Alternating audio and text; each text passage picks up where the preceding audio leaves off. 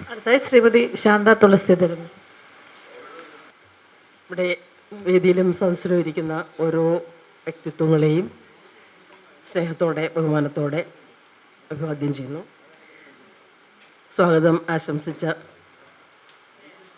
ശ്രീമതി ജയ, ഇതിൻ്റെ ഡയറക്ടറായിട്ടുള്ള ബാലചന്ദ്രൻ സാറ്, പിന്നെ എൻ്റെ സ്വന്തം ജ്യേഷ്ഠ സഹോദരൻ തമ്പാൻ സാറാണ് എന്നെ ഈ ചുമതല ഏൽപ്പിച്ചത്. എന്ത് കണ്ടിട്ടാണെന്ന് എനിക്കറിഞ്ഞൂടാ, എന്നെ മേൽ എന്തെങ്കിലും വിശ്വാസം തോന്നിക്കാണും ഞാനിത് ചെയ്യുന്നല്ലോ. എൻ്റെ ശത്രുവും മറ്റൊരു ശനിയുമായിട്ടുള്ള കവടിയാർ രാമേന്ദ്രൻ സാറ്, ഈ പുസ്തകത്തിൻ്റെ രചയിതാവും, കേട്ടില്ലേ, അത് ഒരിക്കലേ പറയുള്ളൂ. എവിടെ പോയാലും അവിടെ വെച്ച് എന്നെ നാണം കെടുത്തിയിട്ടല്ലാതെ ഈ മനുഷ്യൻ അവിടെ നിന്ന് പോവില്ല. ഇത് അറിഞ്ഞിരുന്നെങ്കിൽ സത്യമായിട്ട് ഞാൻ വരൂല്ലായിരുന്നു. അവിടെ വന്നിരുന്നപ്പോൾ തൊട്ട് എനിക്ക് കണ്ണ് ചൊറിയുന്നു, മൂക്ക് ചൊറിയുന്നു, തുമ്മൽ വരുന്നു. അപ്പോഴറിയാമല്ലോ എവിടെ നിന്ന് കിട്ടിയതാണെന്ന്. വരുന്നപ്പോൾ എനിക്കൊരു കുഴപ്പമില്ലായിരുന്നു. അപ്പോൾ അതുകൊണ്ടാണ് ഞാൻ പറഞ്ഞത്. അത് കഴിഞ്ഞ് നമ്മുടെ പ്രിയപ്പെട്ട ഗ്രന്ഥകാരി കൗമ്പൈ സാറ്,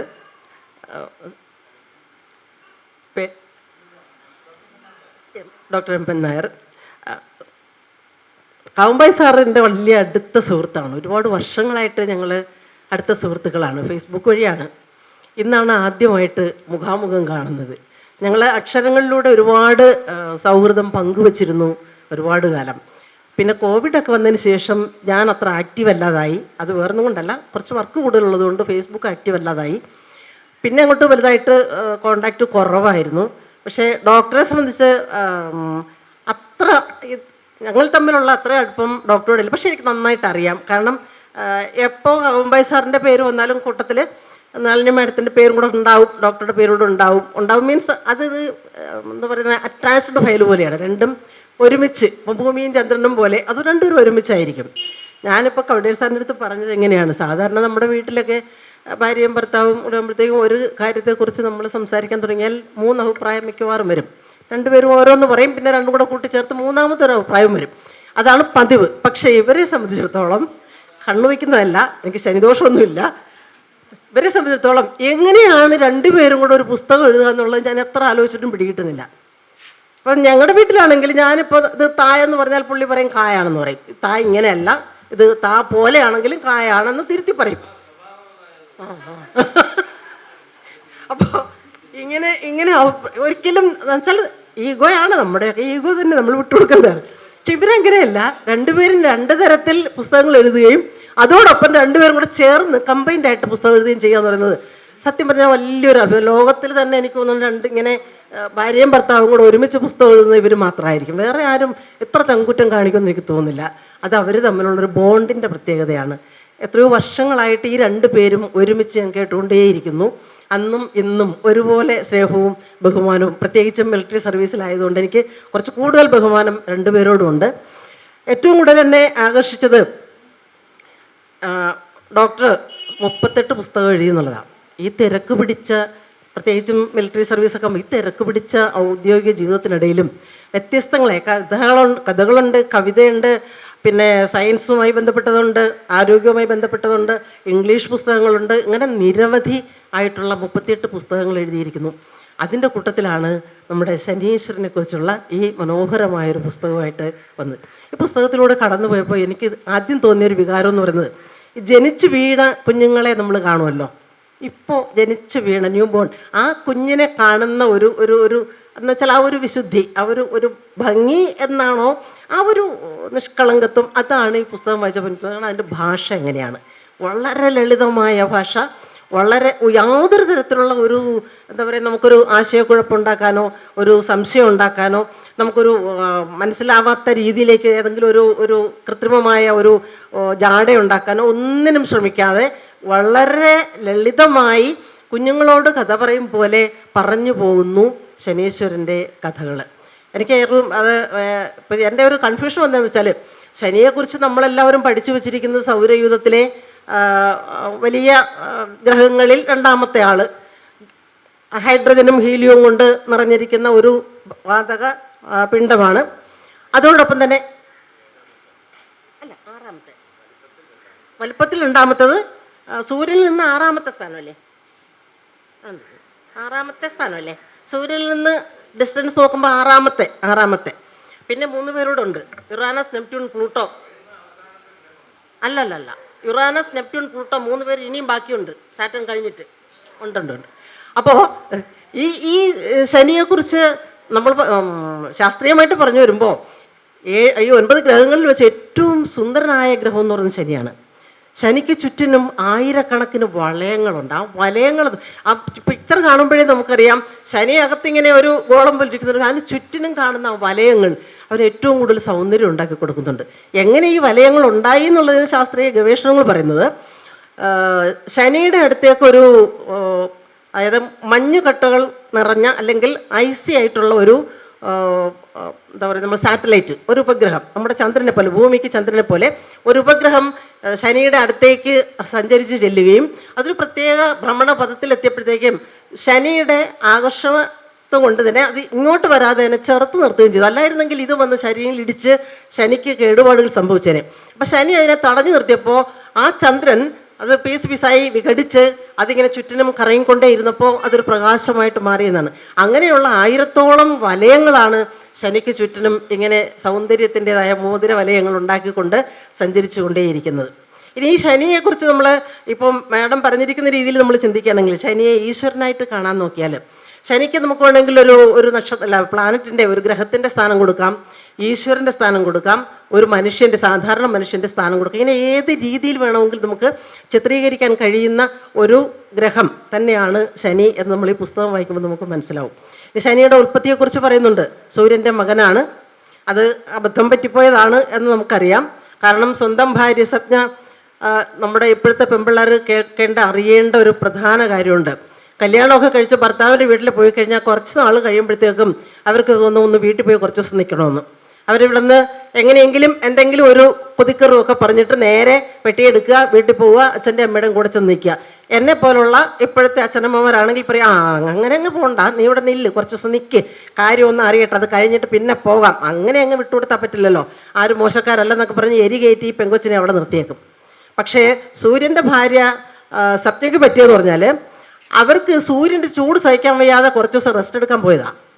വീട്ടിൽ ചെന്നപ്പോൾ അച്ഛൻ പറഞ്ഞ്, നടക്കൂല്ല മോളെ, കടന്നോന്ന് പറഞ്ഞു. കാരണം ഭർത്താവുള്ള ഒരു സ്ത്രീ വീട്ടിൽ വന്ന് താമസിച്ചാൽ ആ ഭർത്താവിൻ്റെ ശാപം അച്ഛനമ്മമാർക്ക് കിട്ടും, അതുകൊണ്ട് ഇവിടെ നിൽക്കണ്ട, മോളെ വേഗം വന്ന വഴിയെ വിട്ടോളാൻ പറഞ്ഞു. തിരിച്ചു പോകുന്നതിന് ചെറിയ ബുദ്ധിമുട്ടുണ്ടായത്, സത്യം ഇറങ്ങുന്നതിന് മുമ്പ് ഒരു കാര്യം ചെയ്തു. സൂര്യൻ്റെ ചൂട് സഹിക്കാൻ വയ്യാത്തതുകൊണ്ടാണ് പുള്ളിക്കാരത്തി ലീവ് എടുത്ത് പോയത്. 3 മക്കളുമുണ്ട്, ലീവ് എടുത്ത് പോയതാണ്.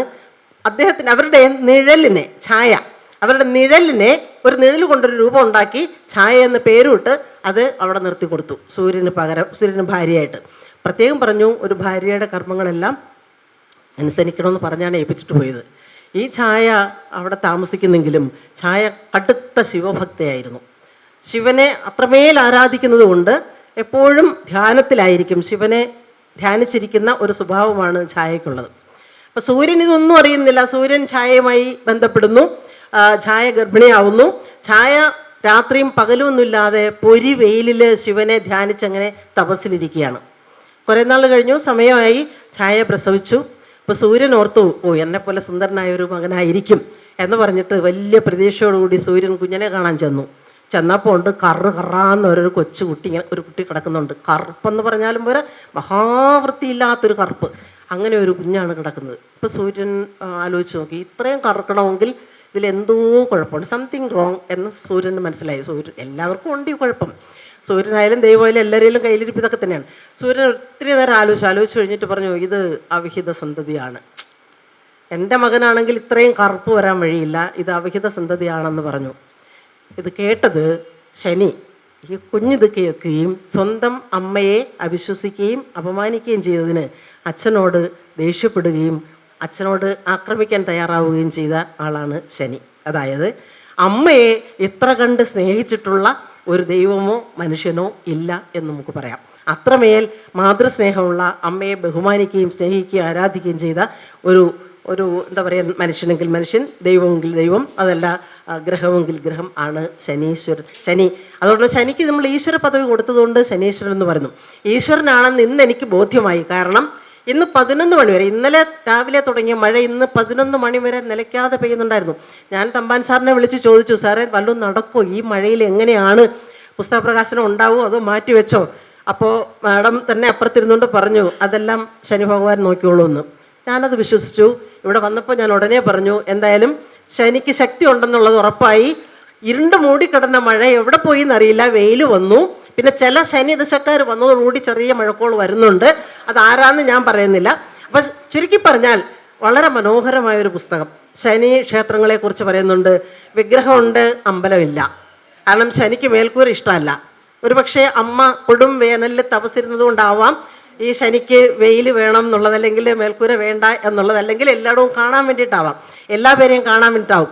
ശനിക്ക് വേറൊരു കുഴപ്പം കൂടെ ഉണ്ട്, ഒന്ന് സൂക്ഷിച്ചിരുന്നോണം. നീതി ദേവതയാണ്, നീതി നടപ്പാക്കാൻ ചുമതലപ്പെടുത്തിയിരിക്കുന്നത് ശിവൻ.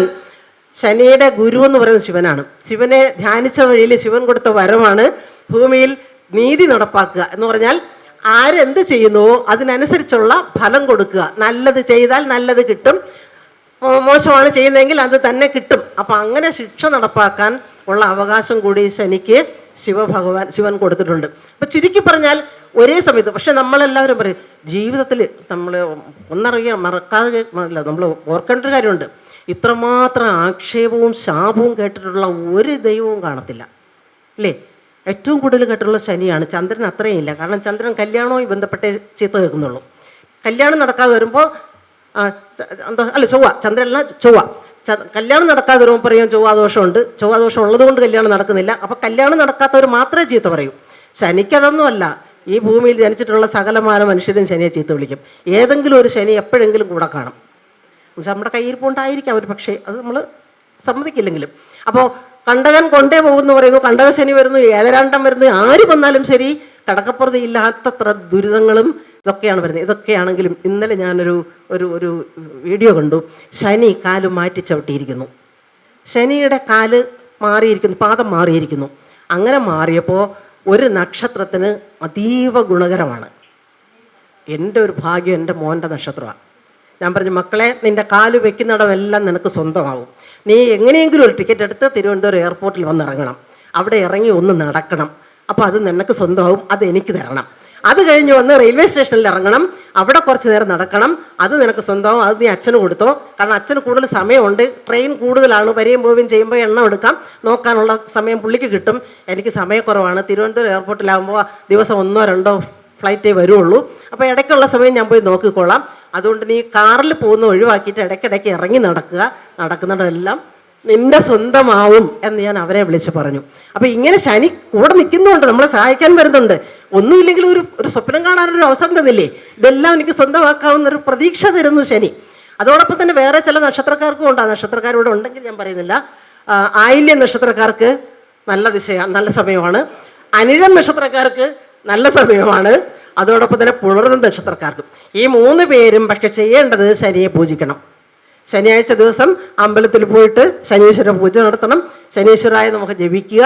അങ്ങനെയുള്ള പൂജയും മന്ത്രങ്ങളും എല്ലാം ചെയ്യുകയും അതോടൊപ്പം തന്നെ നന്മ ചെയ്യുകയും ചെയ്താൽ ഈ 3 നക്ഷത്രക്കാർക്കും നല്ല കാലമാണ് വരാൻ പോകുന്നത്. ശനി അവരെല്ലാം സഹായിക്കാൻ പോവുകയാണ്. അപ്പോൾ ശനി നമ്മളെ ഒരു വശത്ത് ഇതുപോലെ കണ്ടകനെന്നും ഏഴരാണ്ടനെന്നൊക്കെ പറഞ്ഞ് വിഷമിപ്പിക്കുമ്പോഴും മറുവശത്ത് ഇതുപോലുള്ള പ്രതീക്ഷയ്ക്ക് നമുക്ക് വക തരുന്നുണ്ട്. പിന്നെ നേരത്തെ ഇവിടെ പറഞ്ഞു അന്ധവിശ്വാസം. വിശ്വാസവും അന്ധവിശ്വാസവും എവിടെയാണ് തിരിഞ്ഞു മാറുന്നത്, അല്ലെങ്കിൽ എവിടെയാണ് അതിൻ്റെ അതിർവരമ്പെന്ന് നമുക്കറിയാൻ പറ്റില്ല. ഈ വിശ്വാസം തന്നെയാണ് അന്ധവിശ്വാസമായിട്ട് മാറുന്നത്. നമ്മൾ കൂടുതൽ വിശ്വസിച്ച് കഴിഞ്ഞാൽ അത് അന്ധമായ വിശ്വാസം അന്ധവിശ്വാസമായി, അത്രേ ഉള്ളൂ. ഇപ്പം ശനിയെ നമ്മൾ വിശ്വസിച്ച് കഴിഞ്ഞാൽ ഒരു കൂട്ടർ പറയും അന്ധവിശ്വാസമാണെന്ന്, മറ്റൊരു കൂട്ടർ പറയും വിശ്വാസമാണെന്ന് പറയും. അപ്പോൾ വിശ്വാസമായാലും അന്ധവിശ്വാസമായാലും നമ്മുടെ വിശ്വാസം ശുദ്ധമാണെങ്കിൽ, നമ്മുടെ ചിന്തകൾ ശുദ്ധമാണെങ്കിൽ, നമ്മുടെ പ്രവൃത്തികൾ ശുദ്ധമാണെങ്കിൽ, മനസ്സും അതോടൊപ്പം തന്നെ നമ്മുടെ പ്രവൃത്തികളും ഒക്കെ ശുദ്ധമാണെങ്കിൽ നമുക്കൊക്കെ നല്ലത് വരും. അവിടെയെല്ലാം ശനി നമ്മളെ സഹായിക്കാൻ കൂടെ ഉണ്ടാവും. അല്ലാത്ത പക്ഷം ചിലർക്ക് തുമ്മലും ഇതുപോലെയൊക്കെയുള്ള അസ്വസ്ഥതകളൊക്കെ ഉണ്ടാവും. അത് ശനിയുടെ കുഴപ്പമല്ല, മനസ്സിരിപ്പിൻ്റെ കുഴപ്പമാണ് എന്നും കൂടെ നമ്മൾ മനസ്സിലാക്കണം. നമ്മുടെ പ്രവൃത്തി ദോഷമാണ് ഇതുകൊണ്ട് മനസ്സിലാക്കണം. ഇതൊക്കെയാണെങ്കിലും വളരെ മനോഹരമായ ഒരു പുസ്തകം. ഇനിയും ഇതുപോലുള്ള ഒരുപാട് പുസ്തകങ്ങൾ എഴുതാൻ നമ്മുടെ ഗ്രന്ഥകാരിക്ക് കഴിയട്ടെ. അതിന് ശനീശ്വരൻ അവരെ അനുഗ്രഹിക്കട്ടെ. എല്ലാ മനുഷ്യർക്കും നന്മയും അതോടൊപ്പം തന്നെ ഐശ്വര്യവും സന്തോഷവും സമാധാനവും നമ്മുടെ ഭൂമിയിൽ എല്ലാവർക്കും സമാധാനം ഉണ്ടാകാൻ ശനീശ്വരൻ നമ്മെ അനുഗ്രഹിക്കട്ടെ എന്ന പ്രാർത്ഥനയോടുകൂടി വളരെ നല്ലൊരു പുസ്തകം വായിക്കുക, വായിക്കുക, അതിനെക്കുറിച്ച് നല്ല അഭിപ്രായങ്ങൾ പറയുക. അങ്ങനെ 10 പേരോട് പറഞ്ഞാൽ നിങ്ങൾക്കും ശനീശ്വരൻ്റെ അനുഗ്രഹം കിട്ടും, അതിൽ സംശയമൊന്നും വേണ്ട. അപ്പം നല്ലൊരു പുസ്തകമാണ്. രണ്ടുപേരും ഇനിയും ധാരാളം പുസ്തകങ്ങൾ എഴുതട്ടെ. അതെല്ലാം സദ്ഭാവന വഴി ഇറങ്ങട്ടെ. സദ്ഭാവനയ്ക്ക് 10,000 പുസ്തകത്തിൻ്റെ കണക്ക് പൂർത്തിയാക്കാൻ ശനീശ്വരൻ സഹായിക്കട്ടെ. പുസ്തകങ്ങളുടെ പ്രകാശനം ഇവിടെ വെച്ച് തന്നെ നടത്തിയില്ലെങ്കിലും കുഴപ്പമൊന്നുമില്ല, എന്നെയും കൂടെ വിളിക്കണം, അത്രയേ ഉള്ളൂ. എവിടെയായാലും നല്ല സ്റ്റാർ ഹോട്ടലിലൊക്കെ ആണെങ്കിൽ വളരെ സന്തോഷം. നമുക്ക് വളരെ കാര്യമായിട്ട് ആഘോഷപൂർവ്വം പുസ്തക പ്രകാശനമൊക്കെ നടത്താം. പിന്നെ ഇന്നെന്തിനാ മാറ്റിയത്? അതാ നല്ല ബസ്കറ്റ് ഹോട്ടലിൽ വെച്ചിട്ട് എന്നെ വിളിച്ചില്ല, ഇവിടെ വന്നിട്ടാണ് വിളിക്കാം. സാരമില്ല, അടുത്ത വിളിക്കൊന്ന് പ്രതീക്ഷിക്കാം. അപ്പോൾ ഇനിയുള്ള പുസ്തക പ്രകാശനങ്ങളിലെല്ലാം നമ്മൾ പങ്കെടുക്കും. എല്ലാവിധ മംഗളങ്ങളും അതോടൊപ്പം തന്നെ പ്രാർത്ഥനയും എല്ലാവിധ ആശംസകളും രണ്ടുപേരും കൂടെ ചേർന്ന് ഇനി ഒരുപാട് പുസ്തകങ്ങൾ എഴുതണേ എന്ന പ്രാർത്ഥനയോടുകൂടി ഞാൻ എൻ്റെ ഈ ചെറിയ വാക്കുകൾ അവസാനിപ്പിക്കുന്നു.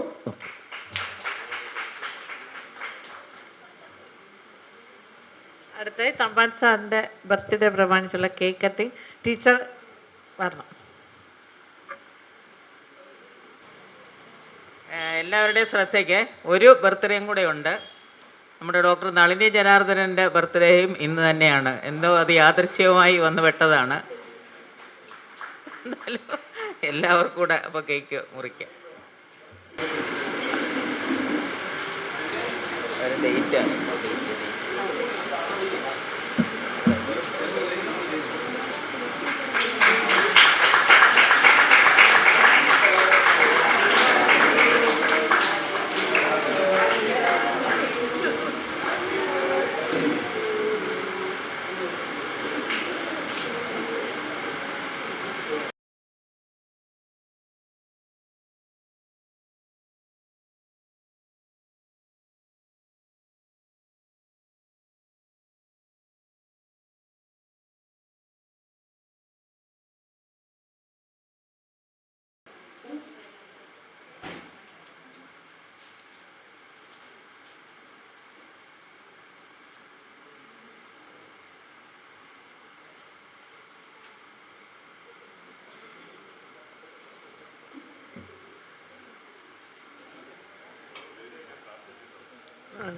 അല്ല, തമ്പാൻ സാർ വരുന്ന 5 മണി വരെ ശനിയോട് പ്രാർത്ഥിച്ചിട്ടുള്ളൂ എന്നാണ്.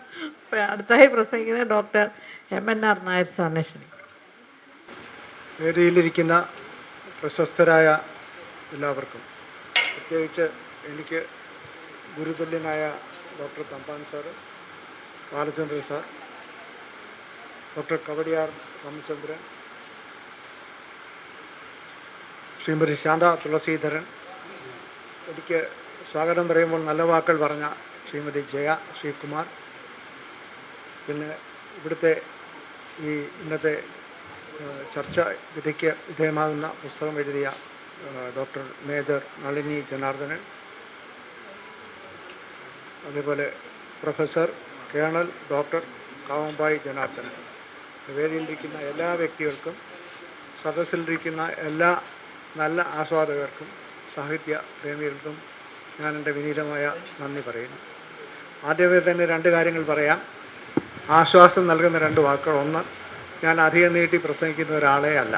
2, അങ്ങനെ ഇവിടുത്തെ നമ്മൾ നേരിട്ട് കണ്ട വാഗ്മികളെ പോലെ പ്രസംഗിക്കാനുള്ള പാഠമൊന്നും എനിക്കില്ല എന്നുള്ളത്.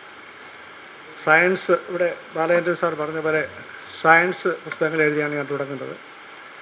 സയൻസ് പുസ്തകങ്ങൾക്ക് എനിക്ക് വായനക്കാരിലെത്താനായിട്ടൊരു വഴി തുറന്നു തന്നത് ഡോക്ടർ തമ്പാൻ സാറാണ്.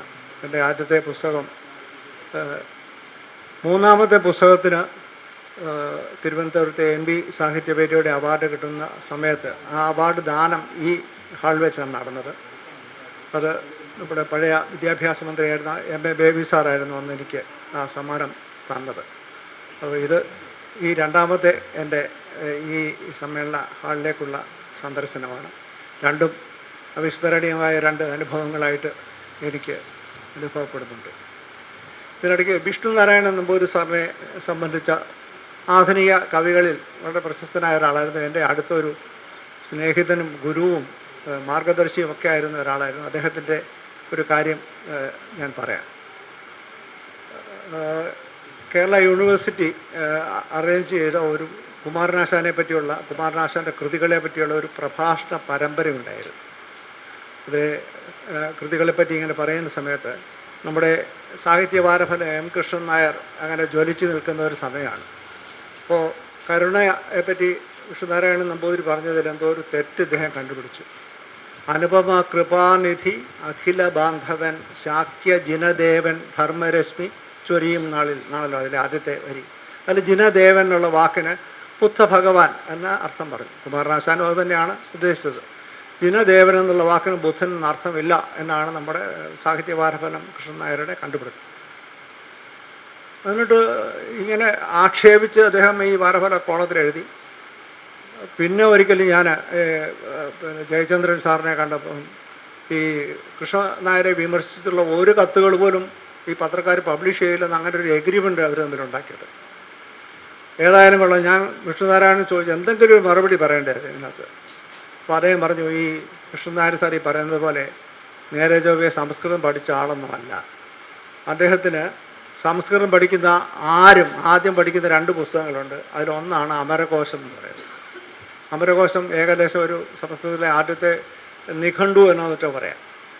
ഈ അമരകോശം എഴുതിയ അമരഘോഷൻ എന്ന് പറയുന്ന ഒരു ബുദ്ധ സന്യാസിയാണ്. അപ്പോൾ ബുദ്ധ സന്യാസിമാർക്ക് നമ്മുടെ ഹരിശ്രീ ഗണപതേ നമ എന്ന് പറഞ്ഞുള്ള പരിപാടികളൊന്നുമില്ല. അപ്പോൾ ഈ അമരകോശം തുടങ്ങുന്നത് അദ്ദേഹത്തിന് ഗുരുവായിരുന്ന ബുദ്ധൻ്റെ പര്യായങ്ങൾ പറഞ്ഞുകൊണ്ടാണ്. ആ ബുദ്ധൻ്റെ പര്യായങ്ങൾ അതിൽ പറയുന്നതിൽ ജിനദേവൻ എന്നുള്ള വാക്കുണ്ട്. അപ്പോൾ അത്ര പോലും ഇദ്ദേഹത്തിന് അറിയാത്ത ഒരാളാണ് ഈ വാരഫലം എഴുതുന്നതെന്ന് അദ്ദേഹം പറഞ്ഞു. ഇപ്പം ഞാൻ വിഷ്ണുനാരായണനെ പറ്റി ചോദിക്കുന്നത് ഇതൊന്നുമല്ല. ഈ ഹിന്ദുക്കളെ കളിയാക്കുന്ന കാര്യങ്ങൾ, ഹിന്ദുക്കളുടെ എല്ലാം അന്ധവിശ്വാസമാണ്. നമ്മുടെ കോൺഗ്രസ് പാർട്ടി, എൻ്റെ സാർ എന്നോട് ക്ഷമിക്കട്ടെ, കോൺഗ്രസ് പാർട്ടി സുപ്രീം കോടതിയിൽ, നമ്മുടെ മഹോന്നതമായ കോടതിയിൽ സമർപ്പിച്ച ഒരു സത്യവാങ്മൂലത്തിൽ പറയുന്നു, രാമൻ എന്നൊരാളുണ്ടായിരുന്നില്ല, രാമൻ വെറും ഒരു കൽപ്പിത കഥാപാത്രമാണ്.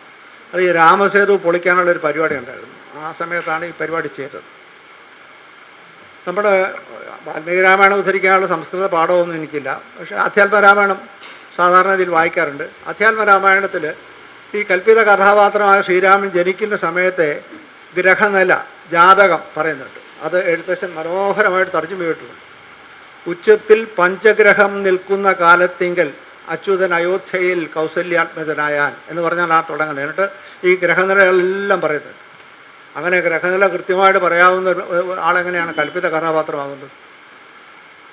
ഇന്ന് ഈ എന്താ പറഞ്ഞത്, ദ്വാരക എന്ന് പറയുന്ന സംഗതി ഉണ്ടായിരുന്നത് കടലിനടിയിൽ പോയി എന്നുള്ളതിന് ശാസ്ത്രീയമായ തെളിവുകൾ. നമ്മൾ ഈ ശാസ്ത്രീയം എന്ന് പറയുന്നത് സായിപ്പ് പറയുന്ന ശാസ്ത്രമാണ്.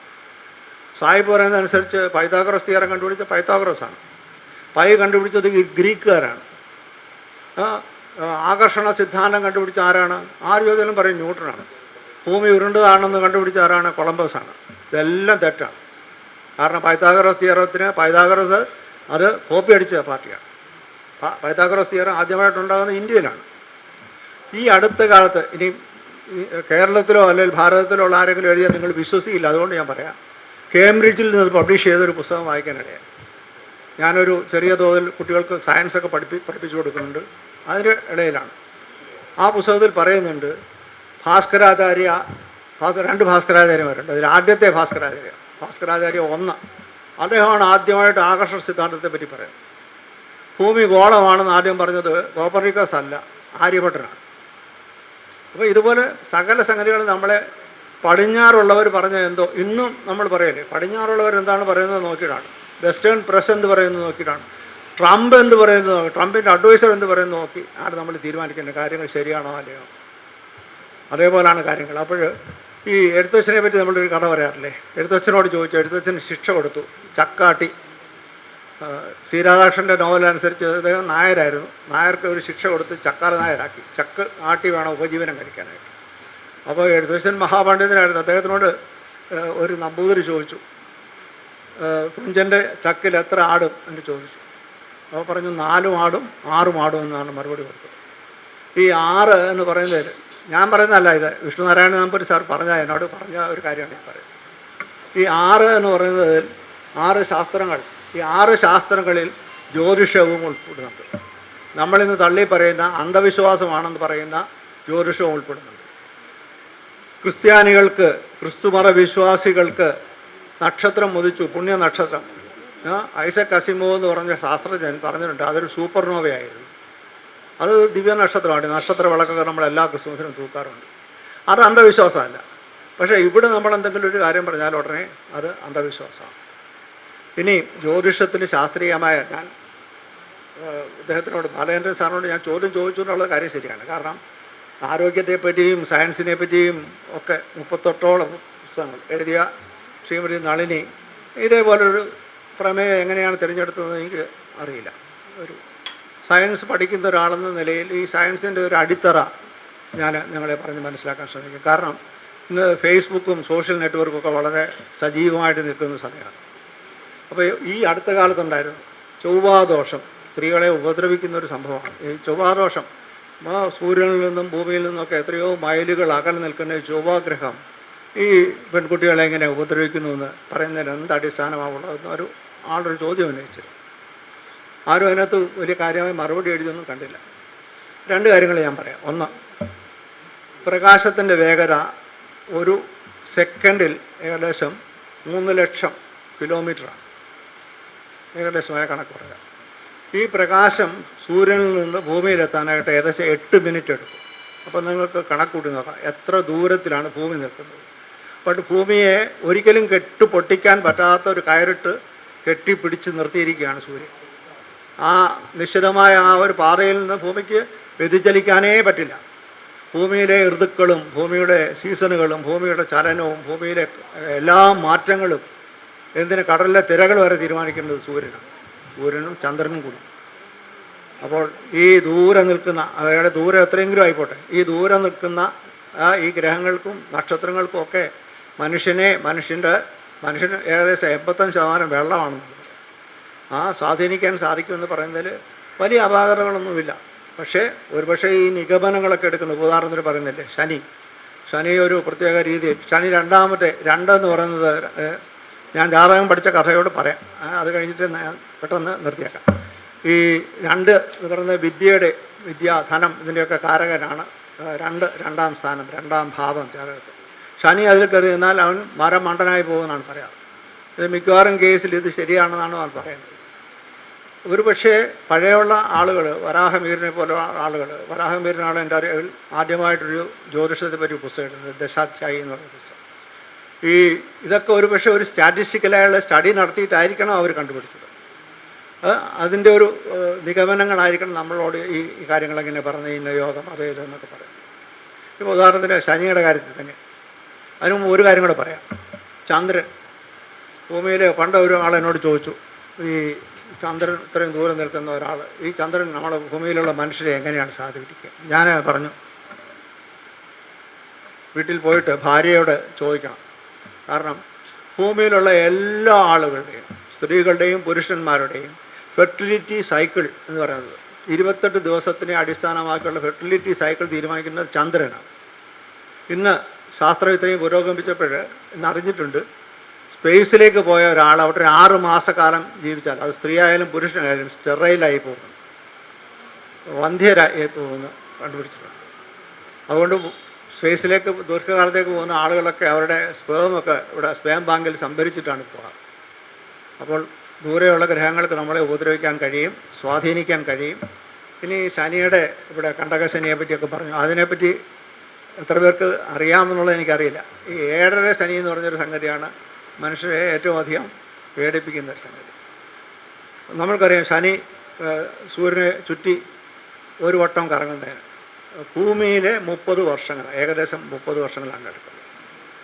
12 രാശികളായിട്ടാണ് ഈ സംഗതികളെയൊക്കെ തിരിച്ചിരിക്കുന്നത്. 12 സോഡിയാക്ക് എന്ന് ഇംഗ്ലീഷിൽ പറയും.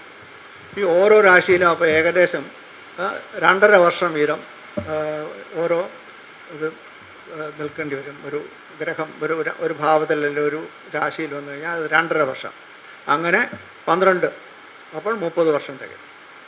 ഇതിൽ 12ാം ഭാവത്തിലും ജാതകത്തിലെ 1ാം ഭാവം എന്ന് പറയുന്നത് നമ്മൾ ജനിക്കുന്ന സമയത്ത് ഉദിച്ചു നിൽക്കുന്ന ഗ്രഹം ഏത് രാശിയിൽ നിൽക്കുന്നു ആ രാശിക്കാണ് നമ്മൾ ലഗ്നം എന്ന് പറയുന്നത്. ലഗ്നം 1ാം ഭാവം, 12ാം ഭാവം, 1ാം ഭാവം, 2ാം ഭാവം, ഈ 3 രാശികളിൽ ശനി സഞ്ചരിക്കുന്ന 3 × 2.5 7.5 വർഷം, അതാണ് ഈ 7.5 ശനി എന്ന് പറയുന്നത്. അതേപോലെ ഈ കേന്ദ്ര രാശികൾ എന്ന് പറയുന്നത് 1, 4, 7, 10 ഈ രാശികൾ, ഇത്രയും രാശികൾ നിൽക്കുന്ന സമയത്ത് ശനി സഞ്ചരിക്കുമ്പോഴാണ് അതിനെ കണ്ടകരാശി എന്ന് പറയുന്നത്. കണ്ടകരാശി വളരെ ശല്യം പിടിച്ചതാണെന്നും 7.5 ശനിയാണെങ്കിൽ 7.5 ശനി ഉള്ളവർക്കൊരു ഗുണം പറയുന്നുണ്ട്. ഇപ്പം വീട് വയ്ക്കുന്ന കാര്യം പറഞ്ഞതുപോലെ വീട് വയ്ക്കുക, പെൺകുട്ടികളുണ്ടെങ്കിൽ അവരെ കല്യാണം കഴിപ്പിച്ച് വിടുക, ഇതൊക്കെ 7.5 ശനി സമയത്ത് ചെയ്യുന്നതാണ് നല്ലത്. കാരണം എന്തായാലും ഉപദ്രവങ്ങളുണ്ടാകും, അത് കോമ്പൻസേറ്റ് ചെയ്യാൻ ഇത് സാധിക്കുമല്ലോ എന്നുള്ളത് കൊണ്ട്. ഈ പറഞ്ഞതുപോലെ ദൂരെ നിൽക്കുന്ന ഒരു ഗ്രഹം നമ്മളെ ഇങ്ങനെ സ്വാധീനിക്കുന്നു.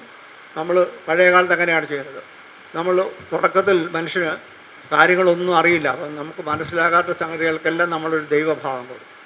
വായുവിനൊരു ദൈവം, അഗ്നിക്കൊരു ദൈവം, ജലത്തിനൊരു ദൈവം, അങ്ങനെ എല്ലാ ദൈവങ്ങളും.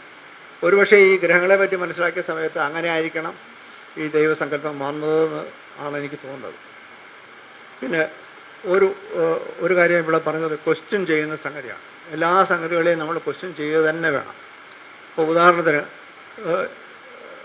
ഫിസിക്സിലെ ചോദ്യം ചെയ്യപ്പെടാത്ത ഒരു ശക്തിയായിരുന്നു, ഒരു ചക്രവർത്തിയായിരുന്നു ന്യൂട്ടൺ. ഏതാണ്ട് 250 കൊല്ലത്തോളം അദ്ദേഹത്തിൻ്റെ കാര്യങ്ങളൊന്നും ചോദ്യം ചെയ്തില്ല. പക്ഷെ ഒരു സുപ്രഭാതത്തിൽ ഒരു 10-20 വയസ്സുള്ള ഒരു ചെറുപ്പക്കാരൻ വന്നു, ജർമ്മൻകാരൻ. അയാൾ പറഞ്ഞു ഈ തിയറികളിൽ ഇന്ന കാര്യങ്ങളെല്ലാം തെറ്റാണ്. അതൊന്നും ന്യൂട്ടൺ അതിന് മറുപടി പറഞ്ഞിട്ടില്ല. അപ്പോൾ സയൻസ് മുന്നോട്ട് പോകുന്നത് ചോദ്യങ്ങളിലൂടെയാണ്. നമ്മുടെ എല്ലാ അറിവുകളും നമ്മൾ ചോദ്യം ചെയ്ത് തന്നെ വേണം മുന്നോട്ട് പോകാൻ എന്ന ഒരു സൂചന ഇതിനകത്തുണ്ട്. ആ രീതിയിൽ നോക്കുമ്പോൾ ഈ പുസ്തകത്തിന് അതിൻ്റേതായ പ്രസക്തിയുണ്ട്. ഇവിടെ ഒരു കാര്യം സാന്ദർഭികമായിട്ട് നമ്മുടെ ബാലചന്ദ്രൻ സാർ പറഞ്ഞതിനെ പറ്റി കൂടി ഞാൻ ഒന്ന് പറഞ്ഞതാണ്. അതിൻ്റെ ഈയിടെ നിങ്ങളൊക്കെ വായിച്ചിട്ടുണ്ടാവും, ഒരു ഡോക്ടർ രംഗനാഥൻ എന്ന് പറഞ്ഞ ഒരാൾ, ഒരു BJPയുടെ ഒരു MP ഒരു പ്രസ്താവന നടത്തി. സുപ്രീം കോടതിയുടെ തീരുമാനങ്ങൾ, ജഡ്ജ്മെൻറ്റ് ആണ് ഹിന്ദുക്കളും മുസ്ലിങ്ങളും തമ്മിലുള്ള വൈരത്തിന് കാരണമാകുന്ന എന്നൊരു പ്രസ്താവന. ഈ പ്രസ്താവനയെ പലരും വിശദമായിട്ട് വിമർശിച്ചു.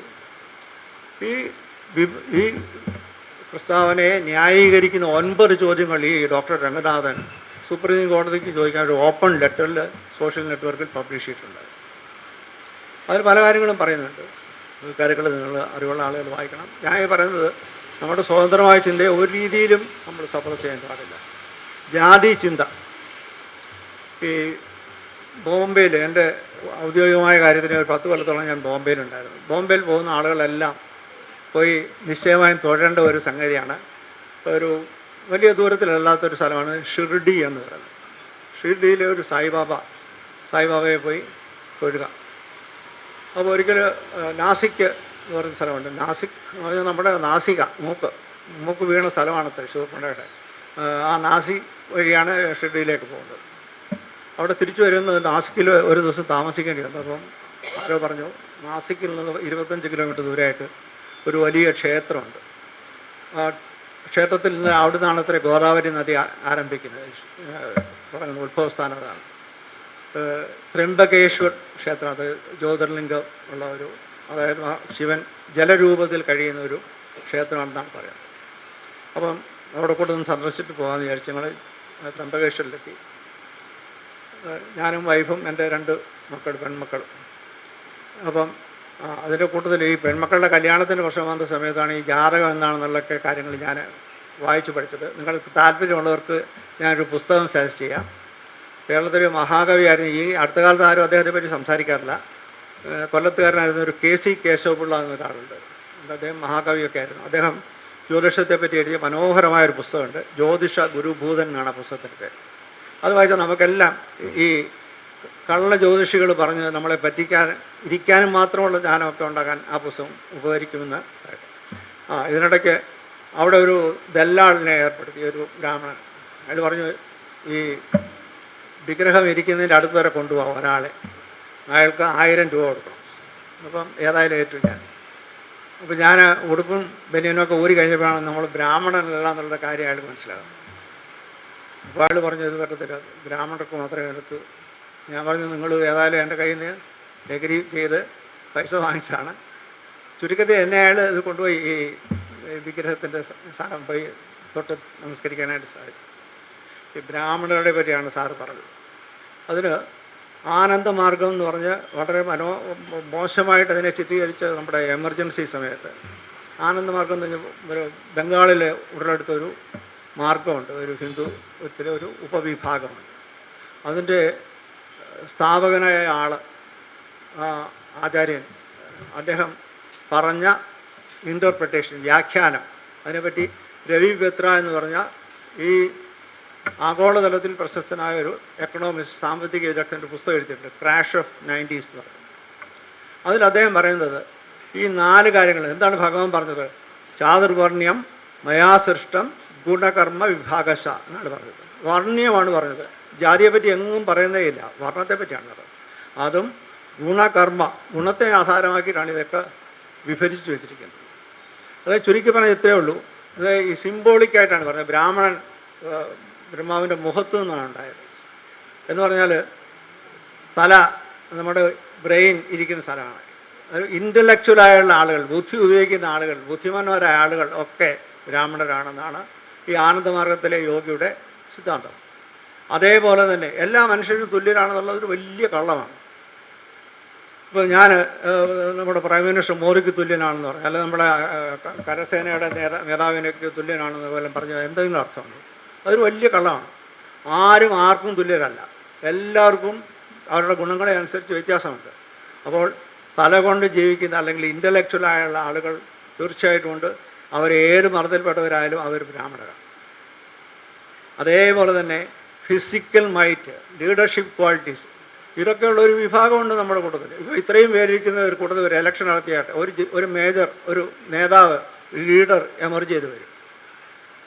അങ്ങനെയുള്ള ലീഡർഷിപ്പ് ക്വാളിറ്റിയുള്ള, ഫിസിക്കൽ മൈറ്റുള്ള, പാഠവുമുള്ള ആളുകളാണ് ക്ഷത്രിയർ.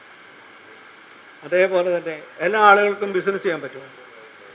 ബാങ്കിൽ നിന്നൊക്കെ പോയി 100 കണക്കിന് പേര് ബിസിനസ് ചെയ്ത് പൊളിഞ്ഞു പോയിട്ടുണ്ട്. അപ്പോൾ ബിസിനസ് ചെയ്യാനായിട്ട് അതിനുള്ള പാഠമുണ്ട്. ഇപ്പം നമുക്കറിയാം അദാനി തന്നെ എത്ര നാളുകൊണ്ടാണ് ഇന്ത്യയിലെ ഏറ്റവും വലിയ സമ്പന്നനായത്. അപ്പോൾ അതിൻ്റേതായ സ്കില്ലും അതിൻ്റേതായ പാഠവും വേണം. അങ്ങനെയുള്ളവരാണ് വൈശ്യന്മാർ. ഇന്ന് വാസ്തവത്തിൽ നമ്മുടെ ഈ ലോകത്തെ ഭരിക്കുന്നത് അതിന് ലോ ഓഫ് സൈക്കിൾസ് എന്ന് പറയും. അതായത് ബ്രാഹ്മണൻ, ക്ഷത്രിയൻ, വൈശ്യൻ, ശൂദ്രൻ, ഇങ്ങനെയുള്ള ഒരു സൈക്കിൾ, ലോ ഓഫ് സൈക്കിൾ വെച്ചിട്ടാണ് ആരാണ് ലോകത്തെ ഭരിക്കേണ്ടത് തീരുമാനം. ഇന്ന് ഇപ്പോൾ വൈശ്യരാണ് ഈ ലോകത്തെ ഭരിക്കുന്നതിനാണ്.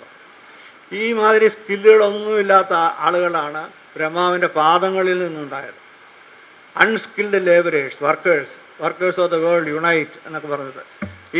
അതാണ് പറയുന്നത്, ഈ വൈശ്യരുടെ ഭരണം കഴിഞ്ഞാൽ അടുത്ത് വരാൻ പോകുന്നത് മാർക്സ് പറഞ്ഞതുപോലെ പ്രോലിറ്റേറിയറ്റിൻ്റെ ഇതാണ്. ഈ പുസ്തകത്തെപ്പറ്റി 2 വാക്ക്. ഈ പുസ്തകത്തെപ്പറ്റി ഞാൻ ഇന്നലെ തമ്പാൻ സാർ എനിക്ക് തന്നത്. രാത്രി ഇരുന്ന ഈ പുസ്തകം മുഴുവൻ ഞാൻ വായിച്ചു.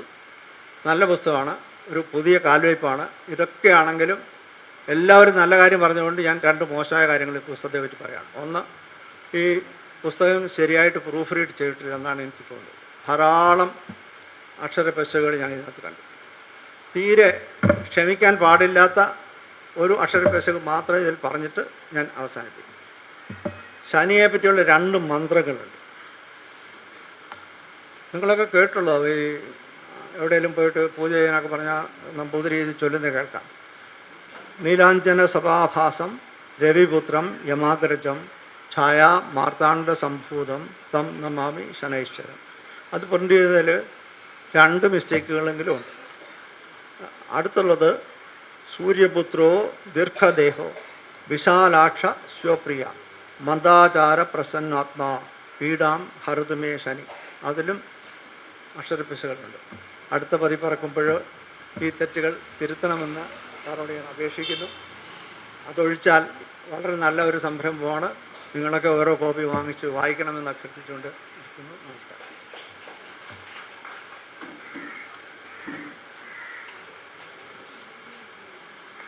അടുത്തതായി കേണൽ ഡോക്ടർ കാവുമ്പായി ജനാർദ്ദൻ സാറിനെ ക്ഷണിക്കും.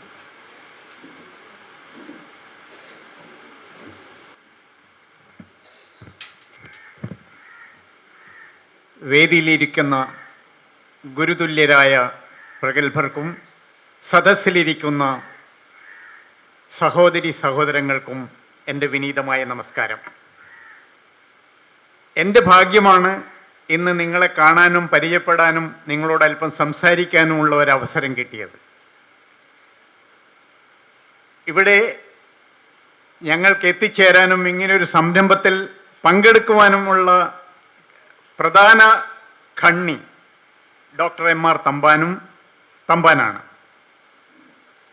രണ്ടാമത്തെ പ്രധാന കാര്യം ഞാൻ പറയാൻ ആഗ്രഹിക്കുന്നത്, ഇന്ന് ഡോക്ടർ MR തമ്പാൻ്റെയും ഡോക്ടർ നളിനി ഇവരുടെ രണ്ടുപേരുടെയും ബർത്ത്ഡേയുമാണ്. ശനിയാഴ്ചയാണ് ശനിദേവ കഥകളുടെ പുസ്തകത്തിൻ്റെ പ്രകാശനവുമാണ്. അതൊരു ഇമ്പോർട്ടൻ്റ് ആയിട്ടുള്ള കാര്യം. പിന്നെ എനിക്ക് മുമ്പ് സംസാരിച്ച ശ്രീ നായർ അവർകൾ പറഞ്ഞു, ഈ ശനിദേവ കഥകൾ എഴുതാനുള്ള ചേതന, what is the inspiration for that. ഇൻസ്പിരേഷൻ്റെ ഒരു ഉദാഹരണം ഞാൻ പറയാം. ഞങ്ങൾ രണ്ടുപേരും മഹാരാഷ്ട്രയിലുള്ള ഔറംഗാബാദ് എന്ന സ്ഥലത്ത് പോസ്റ്റിങ്ങിലായിരുന്നു. അവിടെ ജീവിക്കുന്ന സമയത്ത് എൻ്റെ മകൻ അനുരാഗ് ജനാർദ്ദനൻ അവനൊരു കോമ്പറ്റേറ്റീവ് പരീക്ഷ എഴുതാൻ വേണ്ടി ഞങ്ങൾ കാറും എടുത്തിട്ട് പോവുകയായിരുന്നു. അപ്പോൾ ഒരു സ്ഥലത്ത് ധാരാളം ആളുകൾ പ്രാർത്ഥനയ്ക്ക് വേണ്ടി ഇങ്ങനെ നിൽക്കുന്നുണ്ടായിരുന്നു. അപ്പോൾ എൻ്റെ പ്രേയസി നളിനി പറഞ്ഞു, ഒരു 2 മിനിറ്റ് എനിക്ക് തരുമോ, ഞാനും ഒന്ന് പോയിട്ടൊന്ന് പ്രാർത്ഥിച്ച് വരാം. ഞാൻ പറഞ്ഞു, അല്ല കുട്ടി ലേറ്റാവും, ടൈമിന് മുമ്പ് എത്തണം. ഞങ്ങൾ ആർമി സർവീസുകളിലുള്ള ആളുകളുടെ പ്രധാനപ്പെട്ട ഇതെന്താണെന്ന് വെച്ചാൽ 10 മണി എന്ന് പറഞ്ഞു കഴിഞ്ഞാൽ 10 മണിക്ക് 15 മിനിറ്റ് മുമ്പ് ഞങ്ങൾ അവിടെ എത്തിയിരിക്കണം. അപ്പോൾ പരീക്ഷാ സെൻറ്ററിലും അതിനു മുമ്പ് എത്തണം എന്ന് വിചാരിച്ചിട്ട് ഞാൻ പറഞ്ഞു, നമുക്ക് വരുമ്പോൾ പോകാം എന്ന് പറഞ്ഞു പോയി. ഞങ്ങൾ കാറോടിച്ച് വളഞ്ഞ് തിരിഞ്ഞ് ഒരു 10 മിനിറ്റിന് ശേഷം വീണ്ടും അതേ സ്ഥലത്ത് തന്നെ തിരിച്ചെത്തി. അപ്പോൾ നളിനി പറഞ്ഞു, ഇത് അതേ സ്ഥലമാണല്ലോ, ഏതായാലും ഞാനൊന്ന് പോയിട്ട് ചോദിച്ചിട്ടാണ്. ഞാൻ പറഞ്ഞു, ഇല്ല, 15 മിനിറ്റ് മുമ്പെങ്കിലും നമുക്ക് എക്സാമിനേഷൻ സെൻറ്ററിൽ എത്തണം എന്ന് പറഞ്ഞ് വീണ്ടും പോയി. നിങ്ങൾ പറഞ്ഞാൽ വിശ്വസിക്കില്ല, അടുത്ത ഒരു 5-6 മിനിറ്റിന് ശേഷം വീണ്ടും ഞങ്ങൾ അവിടെ തന്നെ എത്തുന്നു, പോയ സ്ഥലത്ത്. അപ്പോൾ നളിനി പറഞ്ഞു, എനിക്ക് പോകണം. ഞാൻ പറഞ്ഞു, ശരി, പോയിട്ട് വന്നോളൂ. പിന്നെ അവിടെ പോയി പ്രാർത്ഥിച്ചു. അത് ശനി ടെമ്പിളായിരുന്നു, അവിടുത്തെ ഔറംഗാബാദിലുള്ള ശനി ടെമ്പിൾ.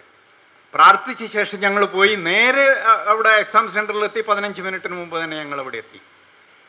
ഒന്ന്, പിന്നെ അദ്ദേഹം തന്നെ പരാമർശിച്ച ഒരു സ്ഥലം, ഞങ്ങൾ ഔറംഗാബാദിലുള്ള സമയത്ത്, മഹാരാഷ്ട്രയിലുള്ള ഔറംഗാബാദ്, ബീഹാറിൽ വേറൊരു ഔറംഗാബാദ് ഉണ്ട്.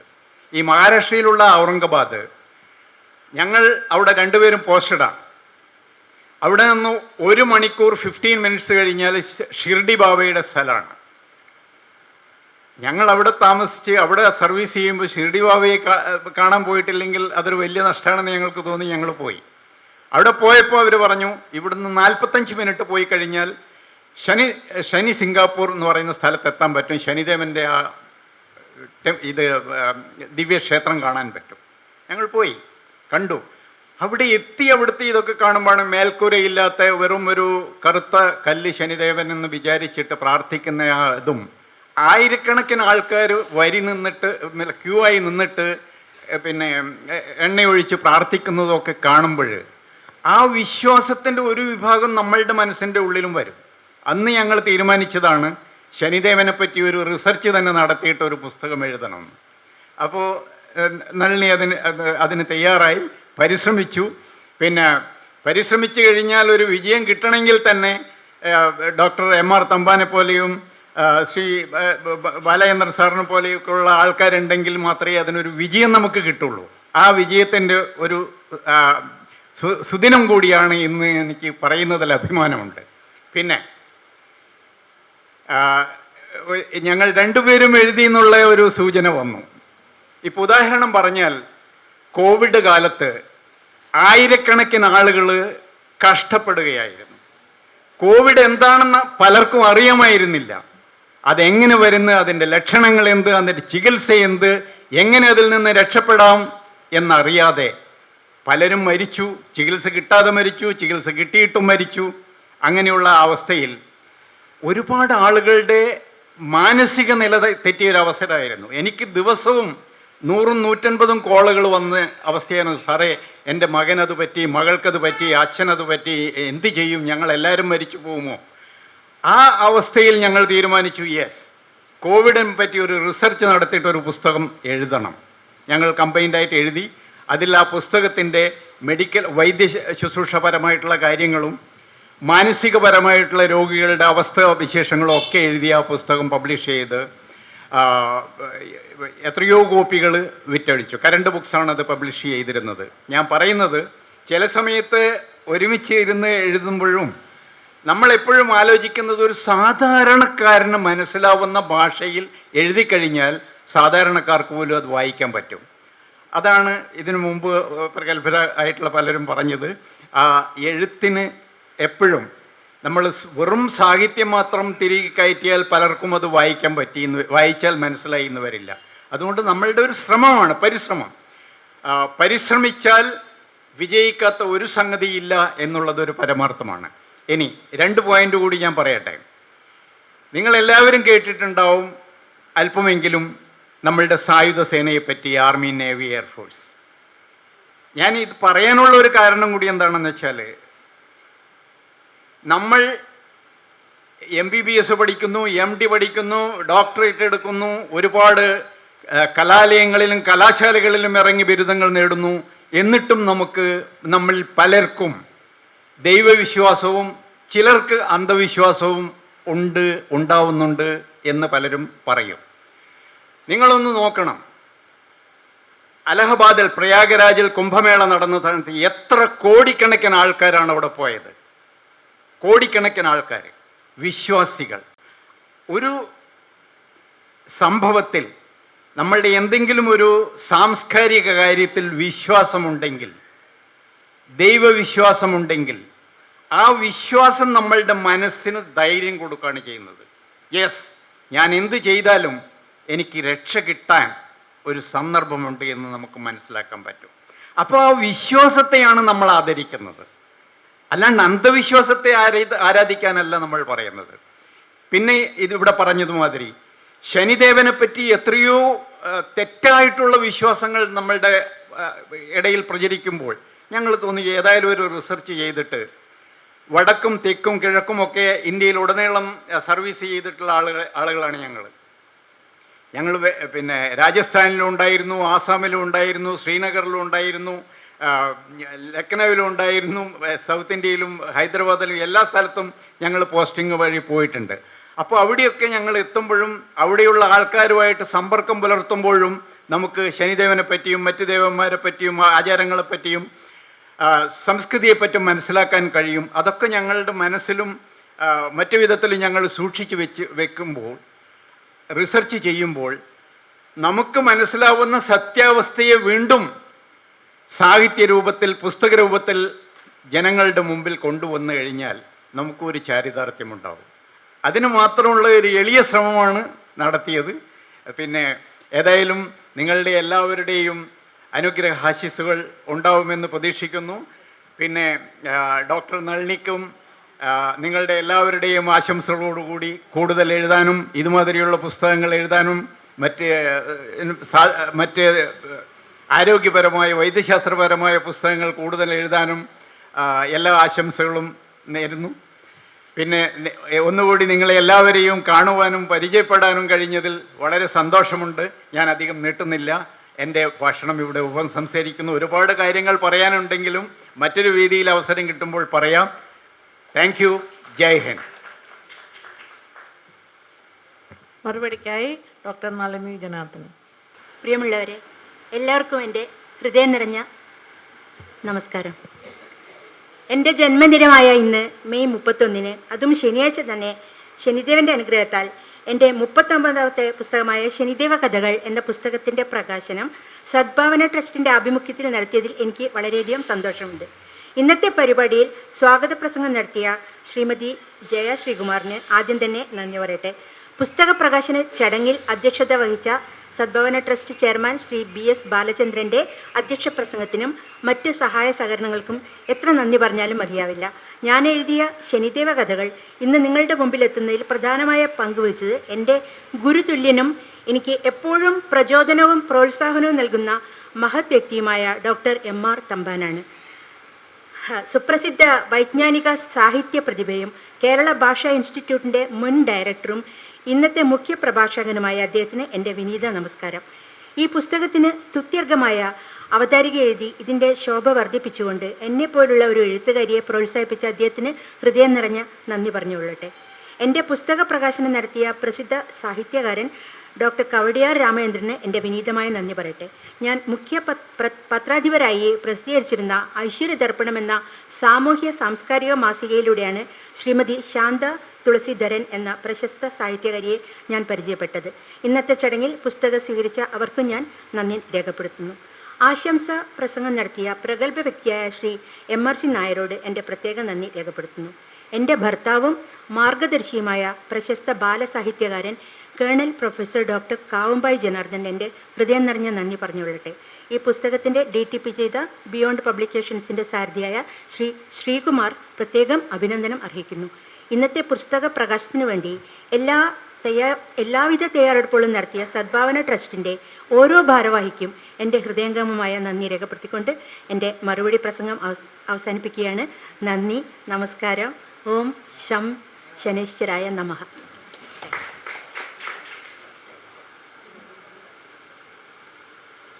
ഈ ചടങ്ങിന് നന്ദി പറയുന്നതിനായി ശ്രീമതി ശ്രീജയ ക്ഷണിക്കുന്നു. ഈ ചടങ്ങിൽ ഇവിടെ കൂടിയിരിക്കുന്ന എല്ലാ മഹത് വ്യക്തികൾക്കും എൻ്റെ സഹപ്രവർത്തകർക്കും നന്ദി രേഖപ്പെടുത്തുന്നു. ദേശീയഗാനം. जनगणमन अधिनायक जय हे भारत भाग्य विधाता पंजाब सिंध गुजरात मराठा द्राविड उत्कल बंगा विंध्य हिमाचल यमुना गंगा उच्चल जलधि तरंगा तव शुभ नामे जागे तव शुभ आशीष मांगे गाहे तव जय गाथा जन गण मंगलदायक जय हे भारत भाग्य विधाता जय हे जय हे जय हे जय जय जय जय हे